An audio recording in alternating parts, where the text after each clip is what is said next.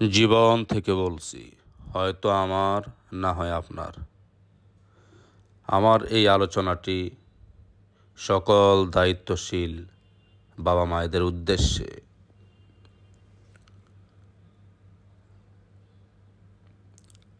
সেই সকল বাবা মায়েদের উদ্দেশ্যে যারা তাদের মেয়ের বিয়ের পরে তাদের কাছ থেকে দায়িত্বশীল আচরণ প্রত্যাশা করেন।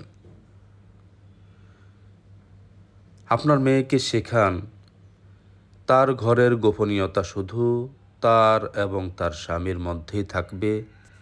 স্বামীর সঙ্গে যেন কথায় কথায় জেদ না করে, কারণ জেদ তাকেই প্রথমে ধ্বংস করে। স্বামীর পরিবারের প্রতি যেন যত্নশীল হয় এবং তাদের যেন সম্মান করে। উচ্চস্বরে হাসি বা চিৎকার তার নারীত্ব নষ্ট করে। স্বামীর কাছে একবারও যেন মিথ্যা না বলে, কারণ একবার মিথ্যা বললে তার প্রতি স্বামীর আস্থা চিরতরে হারিয়ে যেতে পারে।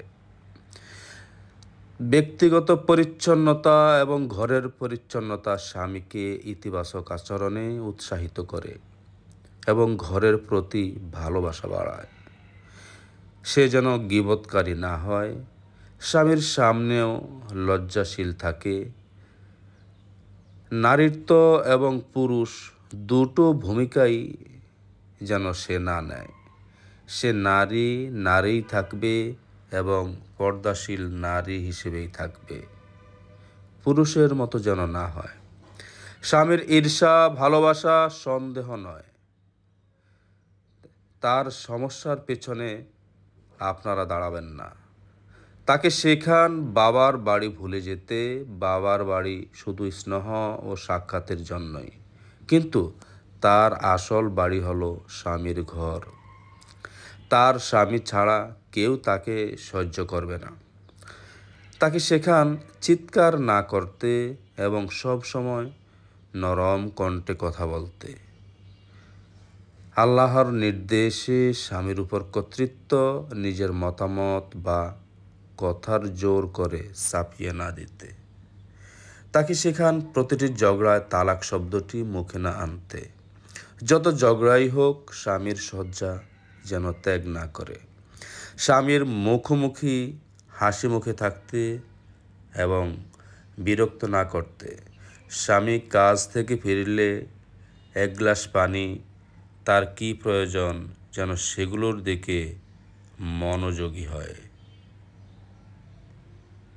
তাকে শেখান স্বামীর অসুস্থতা বা বিপদের সময় তাকে ছেড়ে না যেতে।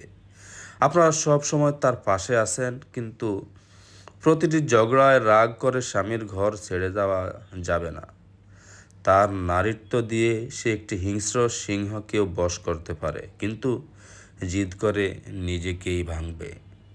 কথিত নারী মুক্তি শয়তানের ফাঁদ এবং রাস্তায় সাজগোজ করে বের হওয়া তাকে জাহান্নামে নিয়ে যাবে।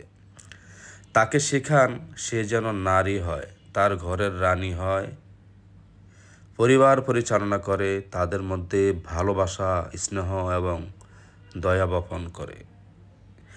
একটি সংসারে একা নারীর দায়িত্ব না, ছেলেদেরও দায়িত্ব আছে।